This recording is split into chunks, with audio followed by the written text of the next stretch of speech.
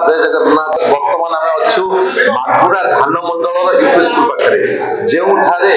टांगी ब्लॉक शिक्षा मंडल अधिकारी प्रभात रंजन नायक विरुद्ध गोटे संगीन अभियोग अभियोग कर स्कूल शिक्षयित्री से अभियोग टांगी थाना दर्शाई अश्लील इंगित कर जहाँ ग्रामवासी मैंने खंडन कर विरुद्ध कार्यानुष्ठान करने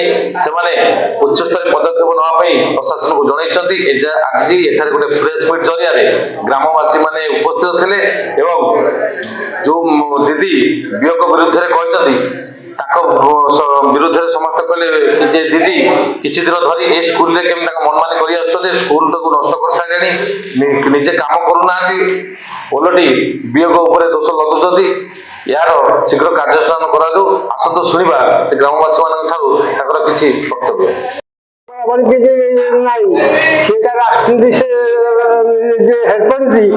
आसिक घंटा खाली दस्तखत कर टांगी अफिस जानले पिला खेलला भाया स्कूल आम गाँ वाला आम किसी करूँ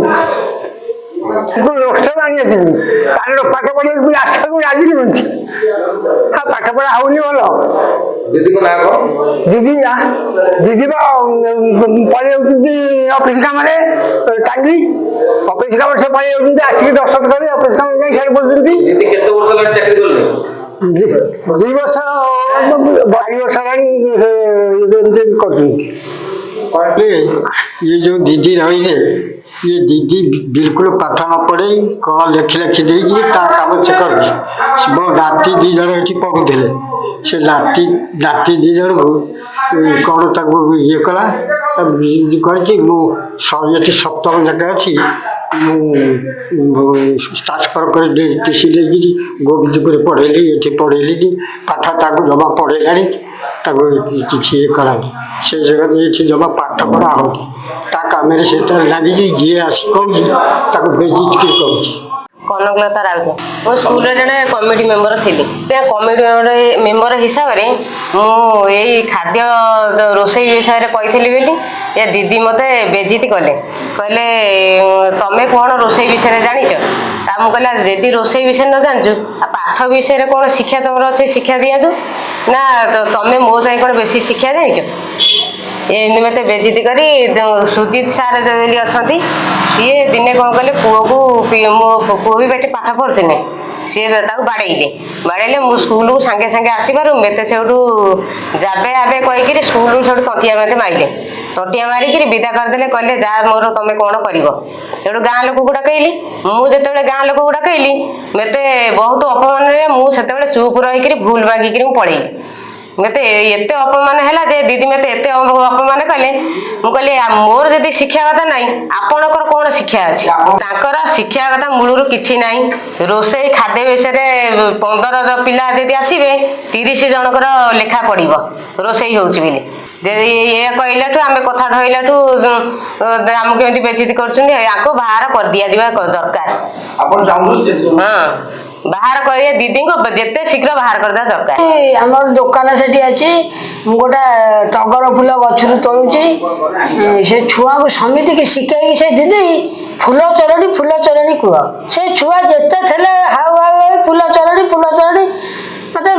ये कल मुझे कहली दीदी तुम टे पाठ करना ना तुम फूल चोरी कर नौ मुझे कहीं पाठ करी से गछ लगे शुभल सुंदर दिशब कौन पाठ करी सी कहतु सी गछ लगे मुझे कौन तुम यही शिक्षा दौच तुम शिक्षक शिखौच छुआ को पाठ पढ़ा तुम फूल चोर फूल यहाँ कौन शिक्षा दीदी भारी तार दिमाग छुआ पाठ पढ़ा कि ना कि खाली केमी नबू सबुथ खाइबार नबू दरमा आणबू आर क्या पसंद ना आम छुआ पाठ पढ़ना से दीदी ये रही ना से केत वर्ष रही से कथा मुझे सार कहे राउत बाबू मागुरा उपरा विद्यालय चेयरपर्सन अच्छी मुझे 6 तारीख दिन स्कूल को आसिली आसिक दीदी को पचारि मुझे दीदी कौन है ନା ନାଇଁ ବିଓ ଆସିଥିଲେ ଆଉ ଆମର ଟିକେ ଖାତା ପତ୍ର ଅପଡେଟ କାମ ରହିଗଲା ବାକି ରହିଗଲା ଆଉ ଆମ ଉପରେ ଚିଡି ଚିଡି ହେଇକିରି ଯାଇଛନ୍ତି। ମୁଁ କହିଲି ତମେ ତ ପାଠ ପଢାକୁ ସମୟ ଦେଇପାରୁନ ଅଫିସ କାମ ନା ନାଇଁ ବୋଲା ବହୁତ ଅଫିସ କାମ ରହୁଛି ଆଉ ମୁଁ ସମୟ ଦେଇପାରିନି ତେଣୁ ଆମକୁ ମୁଁ କହିଲି କଣ ହେଇଛି ନା ନାଇଁ ଆମକୁ 7 ଦିନ ସମୟ ଦେଇଛନ୍ତି ଆଉ 7 ଦିନ ଭିତରେ ଆମେ ଅପଡେଟ କରିକିରି ଦବୁ। ମୋର କେତେଟା ବି ସାଇନ ବାକି ଥିଲା କହିଲେ ସାଇନ କର ମୁଁ କହିଲି ଠିକ ଅଛି ସାଇନ ବି କଲି। ମୁଁ କହିଲି ଆମର କିଛି ଆଉ କିଛି ଅସୁବିଧା ହେଇଛି ଭୁଲ ଭାଲ କିଛି କରିଛେ ନା ନାଇଁ ମୁଁ କିଛି ଭୁଲ କରିନି କେବଳ ଅପଡେଟ ବାକି ରହିଛି। ଏତିକି କହିଲା ପରେ ମୁଁ ସେଠୁ ଆଇଲି ମୁଁ କହିଲି ଠିକ ଅଛି ଆଉ ଯାହା ହେଲା କହିବ କଣ ହେଲା ଆଉ ଏତିକି କହିଲା ପରେ ମୁଁ ଆଇଲି। ତାପରେ ସିଏ ମିଡିଆ ଡାକିକିରି ବିଓଙ୍କ ବିରୁଦ୍ଧରେ ଯେ କହିଛନ୍ତି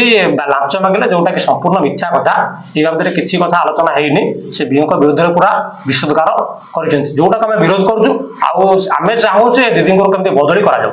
ଗତ 3/1/2026 ଶନିବାର ଦିନ ଆମର ବିଓଙ୍କୁ ଆମେ କହିଥିଲୁ ସ୍କୁଲ କ'ଣ ଟିକେ ପାଠ ପଢ଼ା ଅଲଗା ଜିନିଷ କ'ଣ ଟିକେ ଆସିକି ପରିଦର୍ଶନ କରି ଯିବେ। ସିଏ ଆମ କଥା ରକ୍ଷା କରି ଶନିବାର ଦିନ ଆସିଥିଲେ ପରିଦର୍ଶନ କରିବାକୁ। ପରିଦର୍ଶନ କରିବା ସମୟରେ ସିଏ ତାଙ୍କର ସ୍କୁଲରେ ପ୍ରଥମ ପଶିଲେ ଏଇ ରୁମ୍ରେ ମୁଁ ବି ତାଙ୍କ ପଛ ପଛ ବାରିଣ୍ଡା ଥାଏ ସେ ଘର ଭିତରକୁ ପଶିଲେ ସେ ତାଙ୍କର ପିଲାଙ୍କୁ ପାଠ ପଚାରିଲେ ପାଠ ଛୁଆ କିଛି କହିପାରିଲେନି ଦିଟାଙ୍କ ରୁମ୍ ବୁଲିଲା ପରେ ସେ ସେଠୁ ଗଲେ ଖାଦ୍ୟ କେଉଁଠି ଦିଆହେଉଛି ସେ ତାଙ୍କର ଖାତାପତ୍ର ଦେଖିଲେ ଖାତାପତ୍ର ତା ଦେହରେ ତ୍ରୁଟି ରହିଲା ଦିଟାଙ୍କ ପାଠ ପଢ଼ାରେ ତ୍ରୁଟି ରହିଲା ଖାଦ୍ୟ ଦେବା ନେବାରେ କାଗଜପତ୍ର ତାଙ୍କର ସବୁ ତ୍ରୁଟି ରହିଲା ସେଥିପାଇଁ ତାଙ୍କୁ ସେ ଶୋ କରିଛନ୍ତି ନୋଟିସ୍ ମହାଶୟ ମାଗିଲେ 7 ଦିନ ଭିତରେ ଦେବାକୁ ହେଲା ପରେ ସେ ପଳେଇଗଲେ। ତାପର ଦିନ ରବିବାର ହେଇଥାଏ ଆମର ଏ ସ୍କୁଲରେ କୌଣସି ଦିନ ଆମେ ଶିକ୍ଷକ ରବିବାର ଦେଖୁନା ତ ସ୍କୁଲରେ ଅନୁପସ୍ଥିତ ହୁଅନ୍ତି ପାଠ ପଢ଼ା ସମୟରେ କିନ୍ତୁ ରବିବାର କିପରି ଉପସ୍ଥିତ ହେଇକରି ଗୋଟିଏ ଯେମିତି କ୍ୟାବିନେଟ୍ ନିଷ୍ପତ୍ତି ନେଲା ଭଳି ଆସିକରି ବସିଥିଲେ ସେ ନିଷ୍ପତ୍ତି ନେଇକରି ସୋମବାର ଦିନ ମିଡ଼ିଆ ଭାଇମାନଙ୍କୁ ଡାକିକିରି ସେ ବିଓଙ୍କ ବିରୁଦ୍ଧରେ କହିଲେ ଯେ ମୋତେ ଲାଞ୍ଚ ମାଗୁଥିଲେ ମୁଁ ଲାଞ୍ଚ ନ ଦେବାରୁ ମୋ ବିରୁଦ୍ଧରେ ସେ କହିଥିଲେ ପାଠ ପଢ଼ା ଭଲ ହେଉନି ଆଉ ଖାତାପତ୍ର ଠିକ୍ ହେଉନି ଆଉ ଏମିତି କହିକିରି ସେ ଗୋଟିଏ ଥାନାରେ ଏଫଆଇଆର ଦେଇଥିଲେ। କିନ୍ତୁ ଆମେ ଏତିକି ଆପତ୍ତି କରୁଛୁ ଇଏ ଆମର ଶିକ୍ଷକ ଯେଉଁ ନୃସିଂହ ସାହୁ ଆଉ ପୁଷ୍ପ ଦାସ ଇଏ ସ୍କୁଲ ତୁରନ୍ତ ଆପଣଙ୍କ ଇଏ ମାଧ୍ୟମରେ ସରକାର ଅନୁଗତି ହଟାନ୍ତୁ ନହେଲେ ଆମେ ଗ୍ରାମବାସୀ ମାନେ ଯେଉଁ ପ୍ରକାର ଏକତ୍ରୀକରଣ ହେଇଛି ନିଶ୍ଚୟ ଆମେ ଇଏ ତାଲା ପକେଇକିରି ସ୍କୁଲକୁ ବନ୍ଦ କରିଦେବୁ ଯେ ପର୍ଯ୍ୟନ୍ତ ଆମ ଦାବିଟା ଗ୍ରାମବାସୀଙ୍କର ପୂରଣ ଅଛି। ଆଉ ସିଏ କ'ଣ ଆସି ଏତେ ପାଠ ପଢ଼ୁଛି ଆମକୁ ବାସନ୍ଦ କରୁଛି ଆମେ କ'ଣ କରିବୁ ସରକାର ପାଖରେ ଏତିକି ଗୁହାରି କି ଆପଣଙ୍କ ମିଡ଼ିଆ ପାଖରେ ଗୁହାରି କରୁଛି ତୁରନ୍ତ ଏ ଶିକ୍ଷକଙ୍କୁ ବଦଳି କରାଯାଏ ଅନ୍ୟତ୍ର ସ୍କୁଲରେ ଦିଆଯାଏ। ମାଗୁରା ଧାନମଳ ଗ୍ରାମ ପଞ୍ଚାୟତ PSଙ୍କ ପ୍ରତିନିଧି ସେ କ୍ଲାସ କରନ୍ତି ନାହିଁ ତାଙ୍କ ପୁଅକୁ ବି ଆଡମିସନ କରିଛନ୍ତି ପୁଅକୁ ତାଙ୍କ ଅଫିସରେ ପାଠ ପଢ଼ାନ୍ତି କ୍ଲାସରୁମରେ ପାଠ ପଢ଼ାନ୍ତିନି ଏଇଭଳି ବହୁତ କଥା କରନ୍ତି। ଅଷାଢ଼ ମାସରେ ଗୋଟେ ପାଣି ହେଲା ଗୋଟେ ଗାର କରିଦେଲେ ମନ ଇଚ୍ଛା କାହାକୁ ପଚାରିଲେ ମୁଁ କହିଲେ ପିଲାମାନେ ଗାଡ଼ିରେ ଗଳି ପଡ଼ିବେ ନା ତୁମର କ'ଣ ହେଲା ଏଇଠୁ ପରବର୍ତ୍ତୀ ସମୟରେ ସେ ଗାଡ଼ିକୁ ପୋତିଲେ ମୁଁ କହିଲି ପଇସା କୋଉଠୁ ଆସିଲା ଖୋଳା ହେଲା ଆଉ ପୋତା ହେଲା ଏଇସବୁ ପଚାରିଲେ ସେ ଆମକୁ ସବୁ ଧମକ ଦିଅନ୍ତି ଜାତୀୟ ନା ଧମକ ଯେମିତି କଲେ ମୁଁ ତମ ନାଁରେ ଏଫଆଇଆର ଦେବି ଯୋଉଟା ବିଓକୁ ଆଜି କହିଛନ୍ତି ସେ ଜାତୀୟ ନା ନେଇ ଧମକ ଦେଇ ତାଙ୍କ ନାଁରେ ଏଫଆଇଆର କରିଛନ୍ତି এটা পুরা মিছ কথা কেমতি এফআইআর উঠু তাଙ୍କ ନାଁରେ କେସ୍ ଯୋଉ ଦେଇଛନ୍ତି ସେଟା ମିଥ୍ୟା ବିଓ କିଛି ଅପବ୍ୟବହାର କରିନାହାନ୍ତି ଇଏ ମନମୁଖୀ ସବୁ ଚଲେଇଛନ୍ତି ଯେ ଏମିତି କଲେ ଡରିକିରି କେହି ଆଉ ଏଠିକି ଆସିବେ ନାହିଁ ବିଓ କିଛି ଖରାପ କଥା କହିନାହାନ୍ତି ଆମେ ପରୋକ୍ଷ ଯାହା ଶୁଣିଲୁ ବିଓ କିଛି ଖରାପ କଥା କହିନାହାନ୍ତି। ଆମେ ଚାହୁଁଛୁ ବିଓଙ୍କ ଉପରେ ଲାଗିଥିବା ଏଫଆଇଆର ଉଠାଯାଉ ଏବଂ ସେ ଦିଦିକୁ ମାଗୁରା ସ୍କୁଲରୁ ହଟାଯାଉ।